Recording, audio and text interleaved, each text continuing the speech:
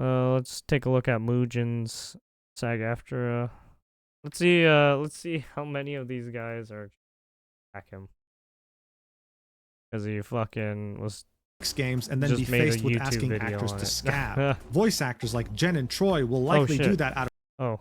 When I made my video about how a handful of entitled voice actors ruined the SAG-AFTRA video game strike overnight, honestly, I was expecting not just them to hate me, but all the voice actors combined. Because this video didn't just talk about how a few voice actors were entitled and very annoying, it also criticized SAG-AFTRA, the union behind the strike, and their sometimes very weird, counterproductive behavior. And of course, games and then be faced with asking wasn't just talk about how a few voice actors were entitled and very annoying. It also criticized SAG-AFTRA, the union behind the strike, and their sometimes very weird, counterproductive behavior. And of course, I also criticized the strike itself, which was handled very poorly by SAG-AFTRA with minimal transparency, all while encouraging these entitled and unprofessional voice actors to continue doing what they're doing, which was ruining the reputation of all voice actors. That was until a few weeks after I uploaded that video when a friend of mine reached out to me. This friend of mine in particular happens to know dozens of voice actors who voice for games like Genshin Impact, Honkai Star Rail, Zenless Zone Zero, and many anime dubs. And they proceeded to tell me that these voice actors actually loved my video. But then, as I was shocked by this statement, they took it a step further, telling me that whenever a voice actor was confused about the strike, they would send them my video as the explanation, which I thought was crazy. Now, as you can imagine, I was blushing like a teenage girl who met their favorite K-pop idol, but that unfortunately didn't last long, because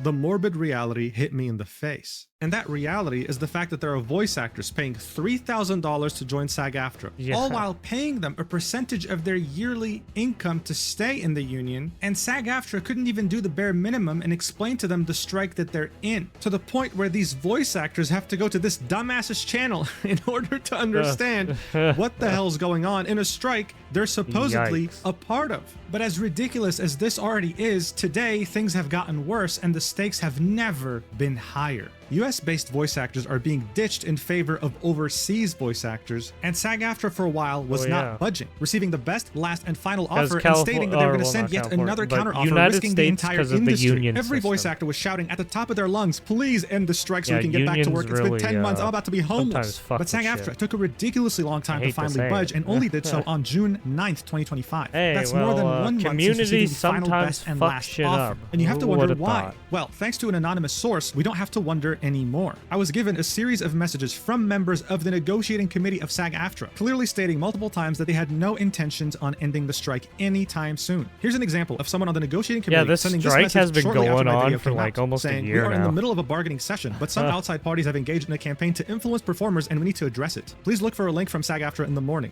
And when they say campaign to influence performers, they mean, oh, someone is telling the performers the truth, which makes performers want to end the strike and get back to work. We need to address this. Even going as far as encouraging other voice actors in that private Discord to not vote yes on ending the strike if a vote is ever held. Yep, you heard that right. Someone who's meant to stay impartial for the sake of the greater good, influencing other people to change their vote. These same negotiating committee members are being celebrated right now for being able to finally end the strike when in reality they never had any intentions to do so. Anymore. On Twitter, I hinted that a video like this is coming on the 11th. What followed quickly afterwards was the Discord going on lockdown. They're worried, and they should be. And if you thought this wasn't enough, SAG-AFTRA's website was inaccessible to anyone that didn't have a US-based IP. They're getting gradually more scared of outside influence, and when you watch this video, you'll understand why. So without further ado, let's do this. But first, a sponsor that doesn't have an annoying mascot in their game. Nostalgia is a funny thing. You might have grown up with video games, but they just don't hit the same anymore today. You look back at when League of Legends or World of Warcraft first launched, the excitement, the hype, the memories. But unfortunately, today, nothing hits the same. Well, you're not the only one who thinks that. That's why a team of developers got together to develop Corepunk,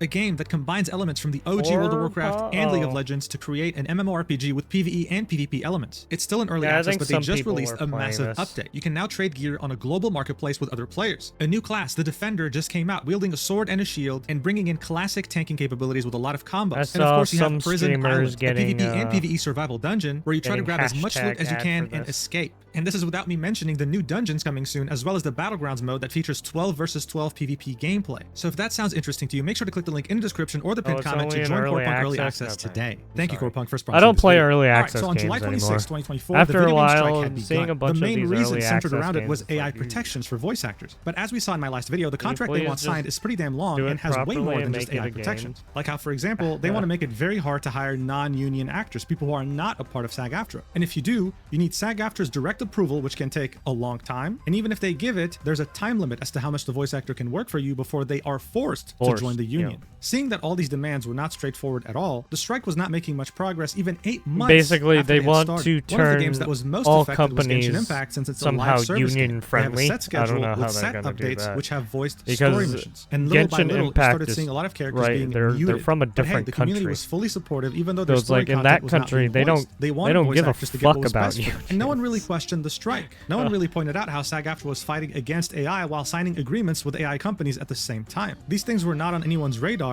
until March 26, 2025, when Jacob Takanashi, a Japan-based voice actor who has nothing to do with SAG-AFTRA, I don't even think took on the role Japan of gives a Kinich, a Genshin fuck Impact about character unions either. from a striking voice Right, actor when they who hear was not unions, voicing the they're like, character for "What?" months. This resulted in a handful of very loud and unprofessional voice actors to attack him publicly, dogpiling him, sometimes going as far as pocket watching him, saying that he had bought a house recently and calling that out, and other times being literally community noted. There was even one instance where a voice actor said, "Hey guys, I'm looking to recruit someone for a voice acting role, except that one guy," referring to Jacob Takanashi. It was later revealed that Jacob had no idea a strike was even going on, something that was very embarrassing for all these weird, unprofessional voice actors. But of course, no one embarrassed themselves more than the voice actor behind Paimon, the character that talks the most. Yeah, in Genshin like I Impact. said, no, a lot of people don't know what's going on because they're all on their little fucking weird hug Give Corinna a box. 6-figure salary because I know Corinna will do an amazing job in this regard, posting this unhinged rant, calling everyone out and losing all community support, while also telling everyone that, oh, Paimon is still voiced actually because I'm handicapped, I need to pay medical bills. But this made everyone take a step back and think, wait, so you took on a job for money, right? So Jacob is doing it, what, for fun? He's doing it for money too! And this was one of many incidents highlighting how hypocritical Corinna and the other entitled voice actors were. Meanwhile, SAG-AFTRA, instead of denouncing this unprofessional behavior, decided to directly participate by tagging Hoyoverse's games on Twitter and telling them that they should discuss things. The final chapter of this incident was when Joe Zieha, a voice actor for Genshin Impact and many other things, made a video explaining the strike once and for all. And in it, around the 4-minute and 31-second mark, he said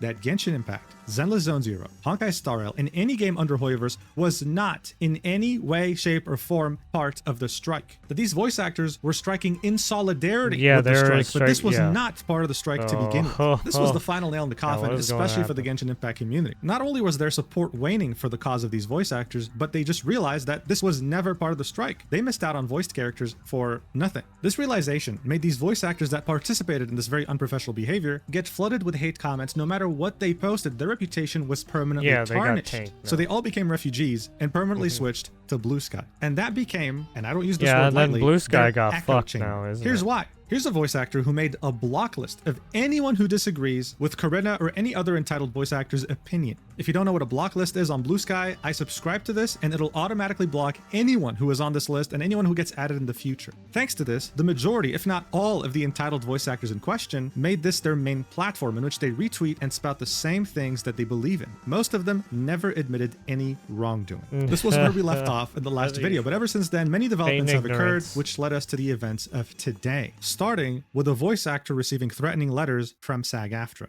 Venti, the beloved femboy of Genshin Impact, is very important to the story. But here's the thing, he hadn't been in any story content for a very long time. So when version 5.6 of Genshin Impact was announced recently at the end of April, people were extremely excited to not only meet him again, but go back to the starting area. People's happiness was cut short though when they realized, wait, is Venti even going to be voiced? Every time I see a gacha game now, His voice actress, Erica Harlacher-Stone, is a known SAG-AFTRA member. She's part of the union. And seeing that other union members were striking Genshin Impact and other Hoyoverse games, even though they weren't a part of the strike, people assumed that she would be doing the same thing, until we realized she didn't. The life even cycle have a of choice. a On Erica's TikTok, a disgruntled fan left this comment of saying, a "You know bad what? We'll figure things gacha out game for is you. like You clearly don't 3 give a damn years. about us or the game. We will be demanding a recast, and I pray Maybe to less God you than lose that. this role. You don't deserve it." To which Erica replied with, "Bruh, I'm trying to come back. SAG-AFTRA Right now, I has been think the sending threatening longest- letters to us, and it's the been very longest complicated. I'm coming back gacha soon. If it had been my games choice, I would have been are voicing the whole time. Sad people face." who just sink this a goes lot of deeper money than you in it. think. And I just want to take a second second here to remind you that not all voice actors are like Corinna. In fact, the majority isn't. The majority is like Erica. They just haven't said anything because they're scared of SAG-AFTRA, because then they risk getting kicked out of the union or shunned out of the industry. But Erica was having none of it. She was tired of losing opportunities, and she was tired of voice actors having their reputation get destroyed just because of a handful of very bad apples. One of her fans asked on TikTok, does this mean some of the other voice actors will be back in the 5.7 update? By the way, love your work. To which she said, I think so. SAG-AFTRA has been sending threatening letters, so it's been very difficult to navigate, but they were rude to me and I'm sick of this shit, so lol. Again, doubling down on the idea that she's been receiving threatening letters from SAG and that she's sick of this strike. The comments then continued with her saying, thank you guys for loving Venti as much as I do. I'm so sorry the strike has sucked for everyone. We didn't even vote on it. That's a bombshell by itself, by the way. But hold on a second. Just for the sake of being objective here, there was a vote that has sucked for everyone. Yeah. Thank you guys for loving Venti as much as I do. I'm so sorry this strike has sucked for everyone. We didn't even vote on it. They literally got roped into their fucking bullshit because they're a part of the they're a part of the sphere, unfortunately. So they got roped in because, well, oh, you're a voice actor too. You should help us too. I got roped in. Didn't even vote on it. That's a bombshell by itself, by the way. But hold on a second. Just for the sake of being objective here, there was a vote that was held at the end of September 2023. It was 98.32% in favor. That's how many people voted yes. However, the people who voted were only 27% of eligible voters. So the majority didn't even vote. Was that because SAG communicated this in a very bad way? It's a possibility. They usually give barely 2 to 3 days notice before an important meeting. But just keep this in mind. Erica probably means she wasn't notified, she had no idea, which is totally valid, especially with this union. She then continues, I should probably take my own advice and shut the fuck up now, LMAO, but yeah, I'm really sorry for how dumb this has all been. So even though she's been speaking out very bravely to everyone about what's actually going on behind the scenes, she's of course still very concerned with the consequences she might face with SAG-AFTRA. They could, for example, kick her out of the union, and if she relies on union health insurance, then hey, say goodbye to that. Finally, a fan asked, hey, are you going to cover Venti's voice lines and everything you missed previously? And she said, yes, I will cover everything I missed. I'm literally so over this, LMAO, we got massively screwed over and I just want to get back to work. So of course, everything she said so far is like listening to someone in prison asking to be let out. But it of course also makes you wonder, wait, do other voice actors also feel the same way? Well, actually, yeah. At least the ones who aren't unhinged like Corinna. But bear in mind, these revelations of Erica came around the end of April, beginning of May. We're now in the beginning of June 2025. And the topic has shifted massively. It went from, oh, SAG-AFTRA is treating its voice actors like disposable toilet paper to, oh, SAG-AFTRA is literally about to make their entire profession go extinct because of how irresponsible they are. On May 5th, the Variety magazine reported video game companies released best and last offer to SAG-AFTRA addressing AI demands amid 9-month strike, exclusive. This is, of course, a very big deal. A best and last offer is exactly what it sounds like. It means the studios are saying, this is the best we can do. We are not willing to change a single thing no matter what happens. You either take it or you leave it. So many voice actors were, of course, hopeful that this is finally going to end. I mean, it's not like SAG-AFTRA has a choice. If they refuse this and studios refuse to negotiate further, there will be no new contract negotiations until 2028. It will be like shooting yourself in the foot with a shotgun. But more importantly, this best and final offer had exceeded everyone's expectations. Everyone's. And when I say everyone, I mean actual working voice actors. Everything in green was something that SAG-AFTRA was asking for, and it was granted. Everything in red is not granted, and everything in yellow is negotiable on a case-by-case basis. So one contract may have them, another one may not. But it's not outright refused like what's in the red. As you can see, this is a whole lot of green. It's actually very impressive. And again, because of this, many voice actors were thinking, finally, like this is it, right? We can finally, after 10 months of striking, get back to work and earn some money, right? Well, no. The voice actor behind Capitano and Genshin Impact and many other anime characters in anime dubs tweeted this out a few weeks after this final offer was presented, saying all of SAG-AFTRA membership got to vote on the interactive strike authorization. And now, even after receiving the last, best, and final offer, SAG is saying they are still negotiating. No, you aren't. It's done. The deal is good. Now let us vote to end the strike. Someone replied with, they really don't want to make life easier, damn, to which this voice actor replied with, yes, and not real sure why at this point. We can't negotiate anymore. It's either this or no more union AAA video games. And he is not exaggerating in any way. If this doesn't work and they have to wait till 2028 to renegotiate, there will be no more unions for big budget video games in regards to anything performance related. So voice acting, motion capture, capture, you name it.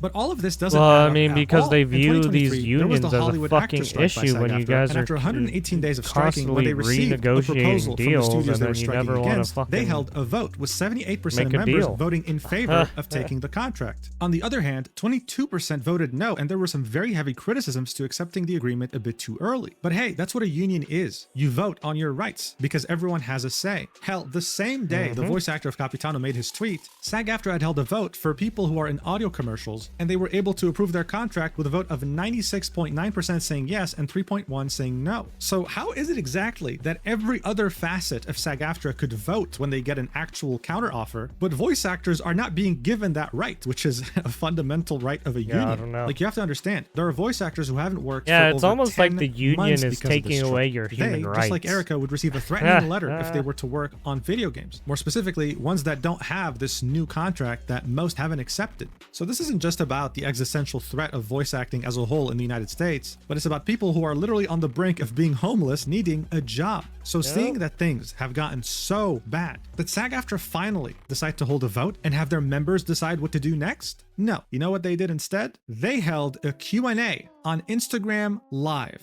Fucking hell. Yep, that's right. It featured the SAG-AFTRA Interactive Media Agreement Negotiating Committee Chair, Sarah El-Maleh, and Chief Negotiator Duncan Crabtree Ireland, who also served as Chief Negotiator for the Hollywood strike back in 2023. They did a whole this was lot all in of an effort to discuss and answer questions about the video game negotiations and the strike, hoping to maybe reassure some people who were panicking about the fact that their profession might get deleted tomorrow. And as you might have guessed, this was an utter disaster that was extremely tone deaf and really showed us that the people who are doing this are not doing it in the best interest of voice actors. They couldn't care less. This live Q&A was from the 28th of May, and someone uploaded the whole thing on Vimeo. One of the biggest concerns from voice actors is the fact that their jobs are literally being replaced by overseas actors, especially in the UK. That question was asked, and here's how they answered it. As you listen to this, think of yourself as a voice actor who hasn't worked in 10 months. Is it comforting? Let's see. Next question. We've heard that at least 8 AAA union games have exited the union since the beginning of May. What steps are you taking to prevent the union from losing more jobs? Well, I'll start on this, and then Sarah can weigh in if she wants to. I have heard from certain back-channel sources about some games that have either threatened to or started casting, for example, outside the United States or with non-union workers. The fact of the matter is that it is possible for some of these games to shift to casting and production outside the U.S. As far as producing in the U.S., if there are signatory producers who are doing games non-union, then you can expect us to take legal action to address that because they're not entitled to do that. But I think the most important step that we're taking is looking to try and reach an agreement. But reaching an agreement doesn't involve just capitulating to the employer position. I'll remind everybody that there was a point not too long ago where there were some people who said that we should just accept buyouts as part of the deal and make that deal. And right now, the last best and final that was put on the table what do you mean? does not include those Wait, buyouts, I thought you guys voted so voted on that, specific it's terms. more I'm nuanced so than confused. just a yes or no. And that's why we're actively engaged and communicating with the employer group in the hopes of reaching. Now it just sounds like they're trying to hold you people hostage to help make sure that that production resumes and continues quickly. Yeah, so if I had to give an example to someone as to what corporate speak sounds like, absolute corporate mumbo jumbo, I would just use this clip as an example. And yeah, don't worry, Sarah will echo the same thing. It's like, hey, we're being replaced by people overseas. Can we get a move on? Yeah, but this is really about the agreement. And we'll take our time examining the agreement, this is about we'll get back to you, and hopefully, we'll get to a point where we're happy. It's like, come on, man, get to the point. I'm about to be homeless. And just so you're aware, this guy right here on the left, Duncan, he makes over $1 million a year working for SAG-AFTRA. $1 million. Damn. Sarah, on the other hand, also works for SAG. I'm sure her salary is amazing, and even if it wasn't, she doesn't have to worry about not being able to find a job. As a voice actor who hasn't worked for 10 months, who's literally struggling to make ends meet, guys practically do talk nothing. about this must feel like the most out of touch and then thing they ever. hold your so career in their hands. Say we're going to keep the strike going without taking any points of feedback while you make $1 million a year. It just doesn't really feel right. It feels weird. You can see some comments here saying 12 gaming companies have already left. Let's please end this soon so more don't leave. 500 roles that could have gone to SAG actors. Another person says, let the actors vote. Another one says, let the actors vote. It's a very unfortunate situation. SAG-AFTRA also posted this on Instagram, showing what they want changed in the last best and final offer. There are 3 essential items here, right? And the first one, the most important one that they really want to show you first here in the slideshow, is that they don't like companies generating new materials with replicas during a strike. Just so you know, AI replicas are actually part of this contract. Voice actors are allowed to consent if they're getting paid for it. So this right here really bothers SAG-AFTRA because it takes away power from them when they're striking. In fact, during the end of the Q&A, you can hear the pain in the voices. So what happened? So every time they're striking, they don't want any of their They don't want any of their data or their voice actors to be participating in any work. So that's why they didn't want AI, or they didn't want their workers to write off on saying, yes, you can use my voice for AI and give me like a royalty check, right, for using my voice or whatever, right? Of these 2 people when someone has a question about side letter 6 projects. So they're Here's trying how the to coalition of dubbing actors explains this. Remember this name because they will be very important later on. But in a nutshell, they say it's a serious flaw in the SAG-AFTRA video game contract that allows projects that have begun production before a strike was called to continue without disruption. This coalition then says, I don't know exactly. Urge all actors to avoid auditioning for and working they're like on trying SL6 to ask projects. for more money, this but is at the in same time and it trying wasn't to talked ask about for enough when more the entitled power voice as actors well. were losing their minds on It's just Twitter. like, So SAG really don't want money? another SL6 situation because it gives them less power These during companies strikes, and they're willing to sacrifice you this to current do a job. strike. If you Just to hear don't do a back on job, this, you're out reason of 2, job. which is fair dispute resolution, and reason 3, which is close the loophole. You can read these for You're not yourself. beholden but these 3 to right anything. Here are why the strike You're not is still ongoing entitled and why to they're risking anything. everything. But most voice actors are already very happy with this right here. Everything that's in green that we already discussed, these 3 things aren't that big of a deal for them. That's the problem. But when you're making $1 million a year, you might not be able to see that. Anyway, during this Q&A, Mr. $1 Million here had this to say about a question. Watch. But I just want to say, whether you agree with or disagree with the committee or any individual member of the committee or whatever, this committee, these members have devoted a vast amount of their personal lives to fighting for this contract. And they've done it not because it's their paid job to do it or for any other reason than because they care about helping make sure that our members are protected and that this contract is the contract that members deserve and that we achieve the best possible contract at the table. So I just want to say to everybody out there, it's totally great to agree or disagree with the committee. This is a union where we welcome differences of opinion, but I hope that everybody will really recognize and respect the commitment and contribution that your committee members have made on your behalf as part of doing this process. You hear that? It is okay, even welcomed, to disagree with the committee currently negotiating this contract on behalf of all union members. Very beautiful. I mean, SAG-AFTRA is a democracy after all. They basically want you to starve. Really. The negotiating committee has its own agenda, and they're not willing to listen to anyone who doesn't share their own opinions. As we're about to find out in numerous conversations that they've had in a private Discord. I don't know what. All right, so remember the Coalition of Dubbing Actors, otherwise known as CODA? According to their website, they have spent decades creating quality voice acting to localize amazing foreign projects so that they can be experienced and enjoyed by audiences across the world. That's wonderful. But if you were to join their private Discord server, you would never guess that that's what they do. No, instead you'd think that it's some sort of radicalization pipeline that's meant to make you think that this strike can go on forever. This server has hundreds of members, mostly people who are new, but many who are in SAG-AFTRA as union members. Here you'll see many messages from people on the negotiating committee as well as people who are also present on Blue Sky and who spend a lot of time pushing the same ideas there. Starting us off, here's a message from a high-ranking negotiating committee member, garnering a lot of reactions from people in the server. Here's what they had to say very shortly after receiving the last best and final offer.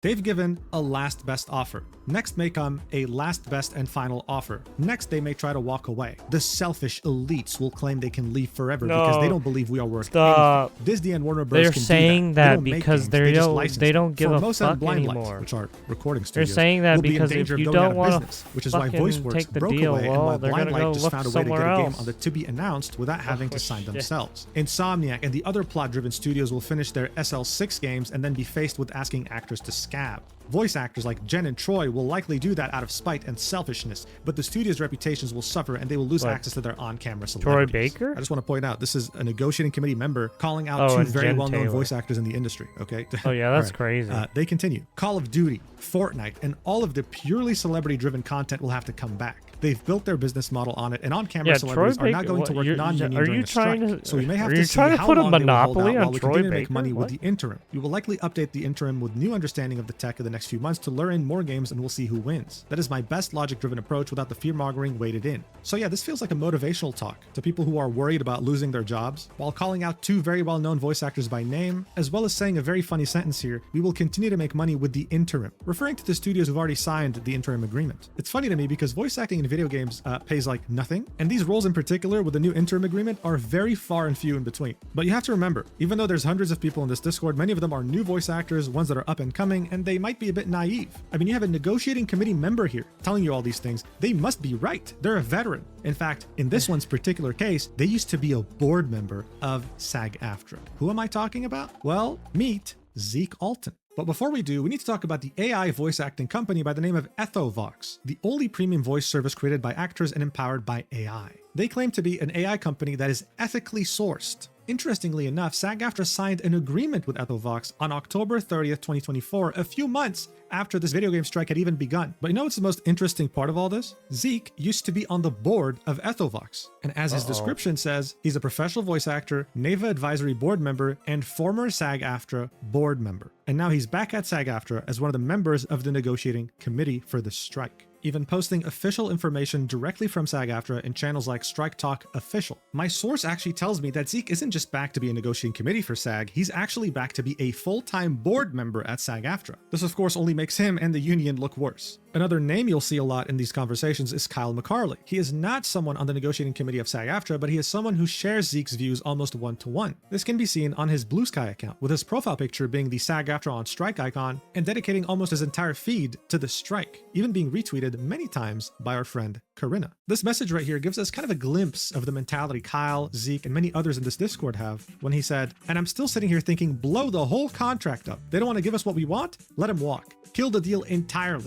Interim becomes the new IMA, and when they inevitably come crawling back to us, they give us the terms we should have gotten from them 10 months ago. But it doesn't work like that. I mean, not easily anyway." So yeah, of course, this can be seen as a lighthearted message, but the tone here doesn't really change in the next messages either. And it's this idea that they hold all the cards, that the studios need them more than they could ever need the studios, when that is not the case. Many jobs are being lost as we speak to overseas actors, and this is a very irresponsible thing to think, even as a joke in such a serious setting. Here we can see a voice actor asking a question and tagging Zeke, saying, "Could I have a suspicion confirmed? If someone is FICOR and advertising/working on non-union work during a strike, that can affect their ability to work union in the future, right?" Now, just as a reminder, being FICOR means that you're kind of part of SAG-AFTRA, but you're just giving up all the benefits of being union in order to work non-union work without consequences. And even though you're technically under SAG-AFTRA, SAG-AFTRA sees you as a scab, which is wonderful, but you can still qualify for health insurance if you're working union projects. So the whole point of becoming FICOR is to be able to work non-union work even during a strike. But this voice actor is wondering, does this affect their ability to work union jobs in the future? Because they can work both, union and non-union. Zeke says, it would be considered scabbing and they would never be allowed back into the union. The union cannot prevent a company from hiring them in the future, but union developers have been asking for lists of people not to hire. Let me just repeat that one more time. Union developers have been asking for lists of people not to hire. He continues, "Of course, that's illegal and unrealistic, but it's a small community. We're all responsible for our actions, and flaunting a strike is more serious than I think some performers understand. They'll be severely limiting their career opportunities in the future to only the kind of games that are actively looking to gather up actors' digital identities." So look, when you become FICOR, okay, SAG-AFTRA tries to stop you multiple times. It's like asking a bank to withdraw $1 million cash. They'll try to stop you multiple times because they don't have the money. They gotta get it from the vault. And usually, when you become FICOR, it's already almost impossible to become union again. This message from Zeke signals that yes, I mean, they're doing what they signed up for. They're FICOR. They can work non-union jobs even during a strike, but there might be some consequences, even though it's not written in the contract. Like, admitting this is crazy. The fact that there are union developers hoping to get a list of people not to hire. Now, of course, he does say it's illegal and unrealistic, but I mean, then he says, basically, but it's he's a small trying to community. blacklist people. I can't conclude anything from this, but I do have a feeling that maybe, just maybe, if you sign up to be FICOR to work non-union jobs during a strike, then you might get discriminated against when it comes to taking on union jobs in the future, which is kind of crazy. The voice actor chimes in and says, I mean, I would assume it's the same rules as pre-strike. If you're non-union, you're free to work whatever you want. To which Kyle says, if you're not a member, you are not beholden to any union rules, including strike rules. However, Working non-union during a strike does undermine its efforts every bit as much as promoting that work does. The reason to withhold that work or not promote it is to stand in solidarity with your fellow actors, but nothing requires you to do so, other than the very slim potential for jeopardizing your future membership if that's something you want to pursue someday. So Cal comes in, mostly agrees with Zeke, but does so in a more level-headed way, with no mention of some sort of blacklist, only saying there's a very slim potential chance of you not being able to join SAG-AFTRA if you want to in the future, which is still ridiculous, by the way, because you're non-union. Why should a strike even matter to you? Zeke then comes in again and says it can be considered scabbing. If the union is actively working to flip a game like Genshin, an actual working non-union would be in violation. Also, basically, if the non-union game turns out to be one that was previously union and the producer pulled a fast one, it can still be considered scabbing under the current strike order. The only thing the union can do is to note it and tag you as someone who is never allowed to join in the future. So Zeke comes in again, undoes everything Kyle said, that level-headed response, down the toilet, and reiterates, guys, if you work a non-union job during a strike, you'll never be able to join SAG in the future. And also, if you're non-union working on a game like Genshin Impact, also, you're in violation. This is actually really funny to me because according to Zeke, Karina, the voice actor behind Paimon, is someone who is never allowed to join SAG-AFTRA again because they voiced Paimon for months during the strike as a FI Corps member. But I'm sure not all rules are applied equally in SAG-AFTRA. Why would a company want to deal with very fair organization? If things haven't been weird enough, let's get back to Erica. When she complained to her fans that she was receiving threatening letters from SAG and that she really wanted to get back to this, the fact that she didn't even vote for the strike to begin, the Coda Discord took notice. Here's what they had to say. A voice actor by the name of Marin M. Miller said, "It's very sad that Erica has failed to meet this moment in a way that supports the people around her." Oh, someone above said, right, that's because they're composing acting industry fan fiction. It doesn't have to make sense. Kyle McCarley said, single most damaging thing any one person has done to the strike efforts, in my opinion. Can we just read that again real quick? Single most damaging thing any one person has done to the strike efforts, in my opinion. Really? I mean, I think you're insulting Karina right now by saying this. Really? Erica, really? This video right here literally ended the strike, okay? This video right here ruined voice acting reputation for generations, and you're gonna blame Erica. Interesting. Then another member of the negotiating committee chimes in, Lindsay. She says, we're just trying to fight for AI protections, something that can't be done on an individual level.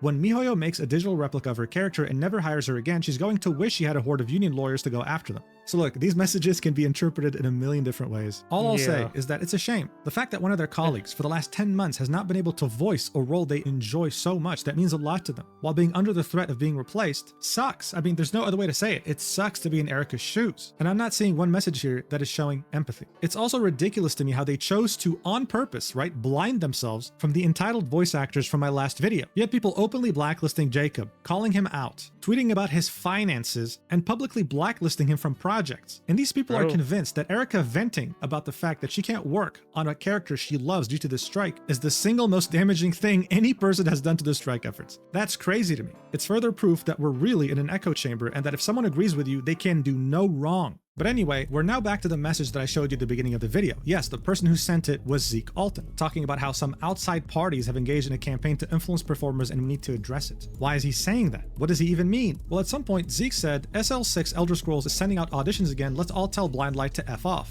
So Blindlight isn't a developer, it's a Los Angeles-based company providing Hollywood production services to the video game industry. So the Elder Scrolls 6 hires them to do the recording for them, kind of like how Genshin Impact hires studios in the US to do recording for them. They're not directly involved. The Elder Scrolls is an SL6 project. It started before the strike. It's perfectly legal within SAG-AFTRA contract terms to work them without any repercussions, without being a scab. But Zeke's over here saying, let's tell them to F off, even though it's perfectly legal to take it. A while later, Zeke says, with all the angry rhetoric about how employers are going to walk away from us and the fear tactics used to get people to accept a bad deal, today, Blindlight put out an audition for a game under the tiered budget agreement. Let me say that again for the cheap seats. Blindlight has agreed to put out a game with our AI protections. Tell me again what these companies won't do. So look, I'm very happy for them, but this isn't the interim agreement. It's the tiered budget independent interactive media agreement. Employers who still want to sign voice actors during the strike must either use this contract or the interim agreement. And the reason why this contract exists is because it allows studios with less budget to pay voice actors less. And if they have a bigger budget, they have to pay voice actors more. But yeah, although minimal, it does have clauses for artificial intelligence, as Zeke said. One important thing to keep in mind though is that the cutoff date to being able to use this contract is in 2026, which makes it that much more important for SAG to finish negotiations. Otherwise, even this beloved contract of Zeke will not be applicable anymore. However, what we need to understand here is that this is just one game, not all games moving forward. But it also doesn't really make much sense to me. When voice actors were having a meltdown on Twitter, they were told, hey, listen, the studios that Genshin Impact is hiring hiring have AI protections maybe built they're into just their like, contracts. oh, They said, finally no, getting this is our not enough. representation. Genshin Impact, the studio has to sign the interim agreement, otherwise we're not happy. So in the case of Elder Scrolls 6, doesn't Bethesda have to sign the agreement, not Blindlight? And in this case, doesn't that mean the studio hiring Blindlight has signed the tiered budget agreement? Doesn't really make much sense, right? I mean, things in the strike barely do. But what I really want you to see is the messages that come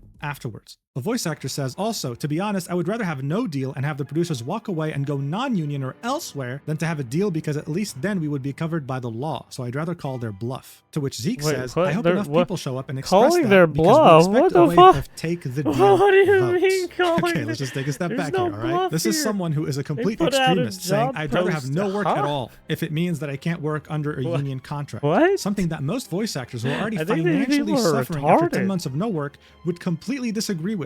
And then you have someone on the negotiating committee saying, I hope enough people show up and express that, because we expect a wave of take the deal votes. This is a negotiating committee member openly saying that they don't want people to vote yes on taking the deal if they ever hold a vote on the final, last, and best offer. This is a clear agenda as a member of the negotiating committee, but it actually gets way worse when you really think about it. So remember how only 27% of eligible voters actually voted in favor of starting the video game strike? This totaled around 34,687 members. We have a negotiating committee member out here trying to influence hundreds of people to vote no to the next vote regarding the final, last, and best offer. If that's not vote manipulation, I don't know what is. And that is extremely weird. Do you understand why this is ridiculous? Why I'm making this video? You are a negotiator. You try to get the best deal. And then when the vote comes in, you shut your mouth and you let your union members decide what's best for them. But here we see that there's a very clear agenda, and it's alarming. This catastrophe doesn't end here though. After Joe had released his video explaining the strike, the Coda Discord had a lot to say about it. A voice actor posted the video saying, welp, Joe made a video, to which Kyle McCarley replied with, barely scratched the surface of this, but I don't like him saying that Hoyo isn't struck, referring to Hoyoverse games like Genshin Impact, Zenless Zone Zero, and Honkai Star Rail. Kyle then continues and says, I do love the part where he breaks down the fact that a union agreement would end their work stoppage, that they absolutely have the resources to do so, and that many cast members would have qualified for healthcare on Genshin alone. Because he further explains, the issue I have with that definition is largely one of semantics, but union members are striking the entire video game industry. We're not striking specific companies, we're striking every game that hasn't signed an interim, with the unfortunately necessary legal exception for side letter 6. And I don't like that he kicks off a 30-minute video with, the strike doesn't apply to Hoyo, because yes it does, and if anyone chooses to tune out early, they're gonna miss all the explaining he does. Zeke then says, it's not all accurate, but there's more good than bad there. So again, there's a lot of new, young, impressionable people joining this Discord, and it really does make me think, are Kyle and Zeke intentionally misleading them, or can they really not read one simple article from SAG-AFTRA themselves? When the strike started on July 26, 2024, SAG-AFTRA very specifically said the 10 companies facing the strike are Activision Productions Inc., Blindlight LLC, right? Disney Character Voices Inc., Electronic Arts Productions Inc., Epic Games Inc., Formosa Interactive LLC, Insomniac Games Inc., Take-Two Productions Inc., VoiceWorks Productions Inc., and doesn't Warner make Bros. sense Games to do Inc. all this. There was no mention of an industry-wide strike. There was no mention of a contract strike. This is a strike that began, and as far as we know, still is about these 10 companies. They're negotiating the last, best, and final offer with the coalition formed by these 10 companies. Now, I don't know if Kyle is misinformed or maybe spent too much time on Blue Sky, but this has never been an industry-wide strike. This has never been a strike against Genshin or anything else other than those 10 studios, period. You can even see this on SAG-AFTRA's own website. I had to use a VPN to access this.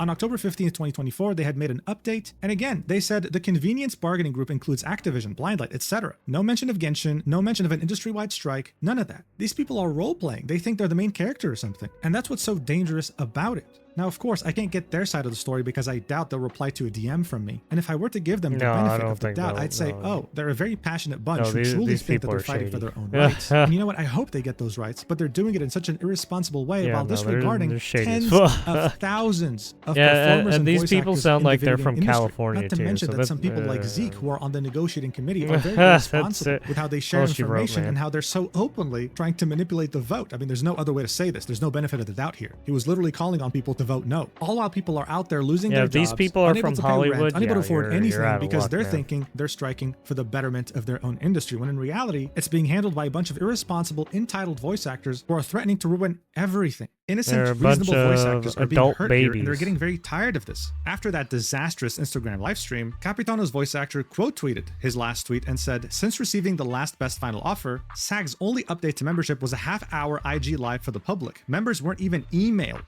Where do we now stand, SAG-AFTRA? We are now heading towards an impasse that will kill all union video games. Paying members deserve the right to vote. He was getting tired of this, and he wasn't the only one who spoke up. Sam Slade, the voice actress behind Ambi from Zenless Zone Zero and Topaz from Honkai Star Rail, as well as many other roles, hadn't once made a statement about the strike until now. She said, "I've been careful to not say too much during the strike because I'm frankly exhausted with how actors are treating each other and I don't want to deal with it. But this is about more than just us now. Union and non-union jobs are leaving and we'd be lucky if they came back. I support the strike's core purpose to establish a contract for union work based on consent and compensation that will influence non-union work in the future. I've read the damn offer we have right now. Other actors have read it. Other lawyers have read it. We have what we asked for. And we're risking it all on loopholes that we don't trust the SAG lawyers we insist are our protectors to protect us if an employer plays dirty. Employers can play dirty in non-union work too, and that's a risk many of us take every day. Last time I checked, SAG animation, dubbing, and all of the non-union work floating around doesn't have protections anywhere close to the deal that we have. The commercial contract just got their contract. If the bargaining partners walk, their new projects will be non-union and we're back to square one, with whatever protections we can scavenge from existing contracts like SL6 games, and crossing our fingers that the newly non-union contracts don't play dirty, except we won't have SAG lawyers on our side to protect us. I can't vote or attend meetings because I'm FICOR, but please, I beg our voting members to urge our negotiating committee and leadership to not prolong the strike. It's not about us anymore. Recording engineers, directors, production teams, entire studios, those are jobs that will leave and are leaving that may never come back. There are talented voice actors around the world, and it's silly to think the US is the only source of talent these games want. Please let everyone get back to work." She also clarifies things further, saying, emphasizing that this post isn't about Hoyo Games, it's about the current interactive media agreement strike and the greater industry that it affects. I'm not here for drama. I'm also not a union member, so please don't refer to me as one. It wouldn't be fair to my union colleagues. Also, if this thread ends up in a video covering the strike or whatever, hi YouTube.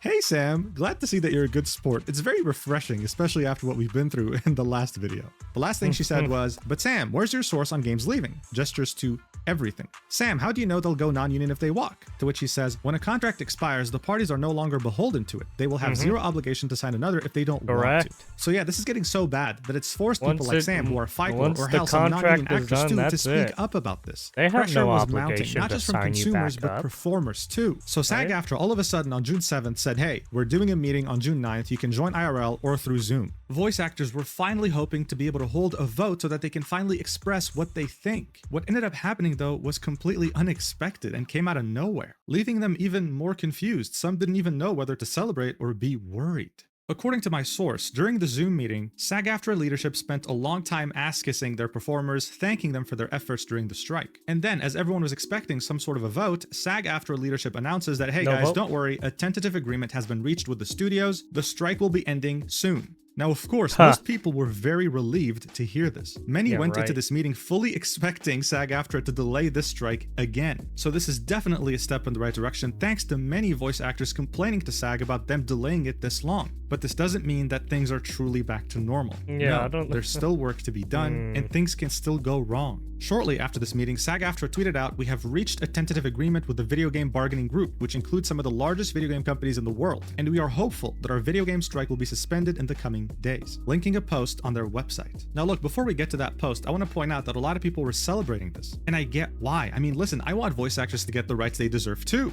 but this was never about voice actors. This was always about SAG-AFTRA for me, and I wasn't the only one. Many were wondering, okay, well, struck games are now going to be voiced again, probably if this tentative agreement gets finalized. But what about non-struck games that were affected by the strike? There seems to be a lot of people who are like for this cause, but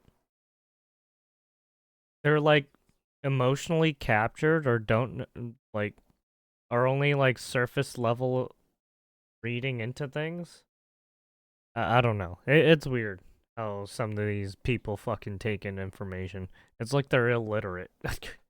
Like any game under Hoyoverse, among others, like for example Destiny 2. And that's definitely a concern here. So let's take a look at what SAG-AFTRA had to say about this in their post on their website. The title is, "SAG-AFTRA and video game employers reach tentative agreement on interactive media contract, National Board to review." They then say, "SAG-AFTRA and the signatory video game companies, which include Activision, Blindlight, Disney Character Voices, Electronic Arts, Epic Games, Formosa Interactive, Insomniac Games, Take-Two Productions, and Warner Bros. Games, have reached a tentative agreement on terms for the interactive media contract, subject to review and approval by the National Board and ratification by the membership in the coming weeks. Specific details of the agreement will be released with the ratification materials. It is expected the terms of a strike suspension agreement will be finalized with employers soon. Until such agreement is reached, however, SAG-AFTRA members will remain on strike against these employers. SAG-AFTRA National executive director and chief negotiator Duncan Crabtree Ireland said, "Everyone at SAG-AFTRA is immensely grateful for the sacrifices made by video game performers and the dedication of the Interactive Media Agreement negotiating committee throughout these many months of the video game strike. Patience and persistence has resulted in the deal that puts in place the necessary AI guardrails that defend performers' livelihoods in the AI age alongside other important gains. Thank you, Interactive Media Agreement negotiating chair Sarah El-Maleh and chief contracts officer Ray Rodriguez, for your hard work and advocacy in pursuit of this contract." SAG-AFTRA president Fran Drescher stated, "Our video game performers stood strong against the biggest employers in one of the world's most lucrative industries. Their incredible courage and persistence, combined with the tireless work of our negotiating committee, has at last secured a deal. The needle has been moved forward and we are much better off than before. As soon as this is ratified, we will roll up our sleeves and begin to plan the next negotiation. Every contract is a work in progress, and progress is the name of the game." SAG-AFTRA members have been on strike against video game employers since July 26, 2024. Prior to that, SAG-AFTRA members approved the video game strike authorization in September 2023 with a 98.32% yes vote. So there you have it. This is a strike against those 10 different studios, the ones that were struck from the beginning. This doesn't include Hoyoverse and other developers that have been struck that have nothing to do with the strike. There are also 2 final steps to be reached before the strike can be officially called off: an approval by the National Board and ratification by the membership, which will take weeks. Sam Slade saw the post by SAG-AFTRA and thought, you know what, let me just share the most important details for people who don't want to read, saying, "For anyone confused about what this means but don't want to read past the headline, I got you, yippee,"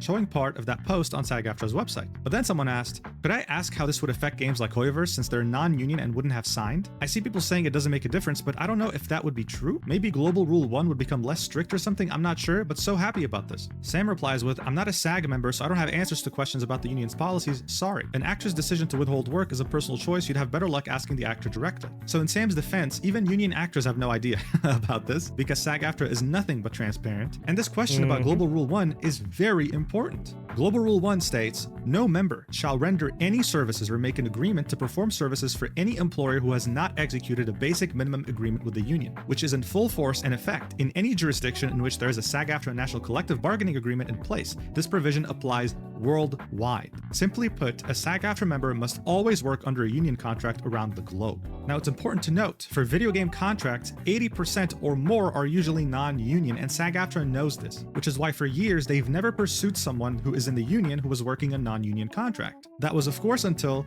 this strike had begun. Those threatening letters that Venti's voice actor was receiving, that was because she was breaking Global Rule 1 by voicing for Genshin. This new agreement that's now being finalized only gives SAG-AFTRA even more power when it comes to employers under their jurisdiction. So one has to truly wonder, can union voice actors truly continue to work non-union projects, which are the majority of projects in video games? And don't even bother asking a union voice actor about this, because even they don't know. Okay, again, SAG-AFTRA is very transparent and honest. We'll only be finding this out when it's too late. If I had to sum up the sentiment here, overall, people are happy for the voice actors that were not entitled, of course, but are still mad at SAG-AFTRA for how they handled the strike and how they continue to handle themselves. And I'm almost positive that the only reason they reached this tentative agreement was because of backlash from their own union members. Because as evidenced by the leaked messages we have of a couple of members in the negotiating committee, they had zero intentions of accepting this agreement. It kind of leaves you with a bitter taste in your mouth. And speaking about bitter taste in your mouth, Corinna actually recently got on a podcast for some reason. With someone who has already laughed at the unhinged rants in the past. In it, we had a huge revelation. Paimon is not being voiced anymore. Apparently, Jacob Takanashi taking up Kinnich was the final straw for Corinna, even though Corinna had very openly stated that voicing Paimon is the only reason they can afford to live and not be homeless,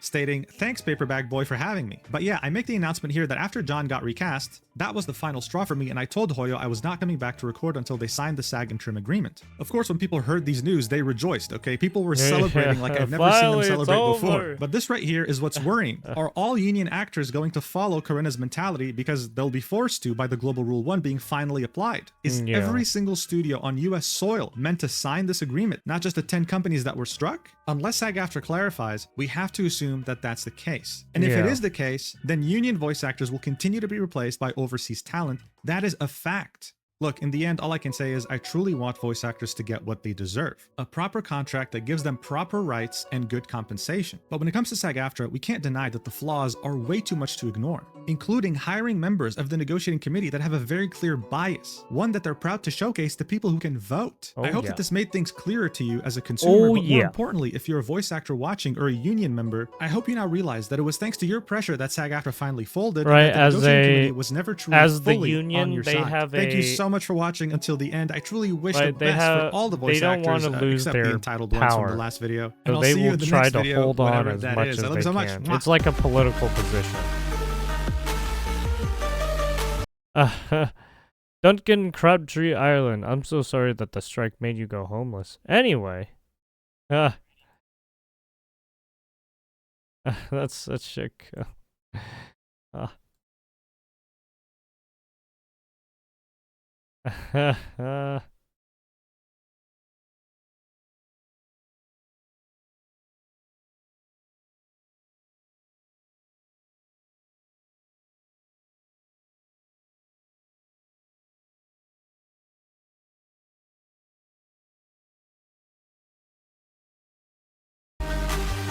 But yeah, it's unfortunate. Well, maybe this thing is so. This whole situation is so fucking stupid. Like they had the best deal possible, but they're all like, "Oh no, we're not gonna sign it." Like, oh shit. Cause yeah, they're just right. They already signed away Endless Zone Zero, right, to people in England. Right. Well, look, you keep pushing this union bullshit, and people are gonna fucking lose their jobs.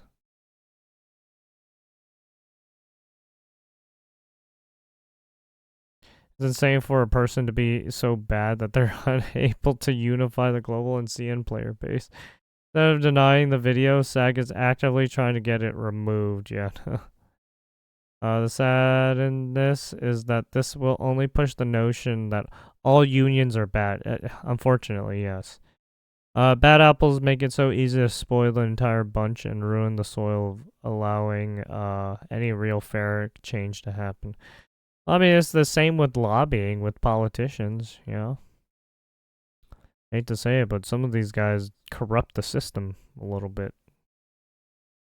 At least we can all agree the Paimon's birthday gift was getting a new VA. Feel bad for the VAs that had nothing to do with this drama.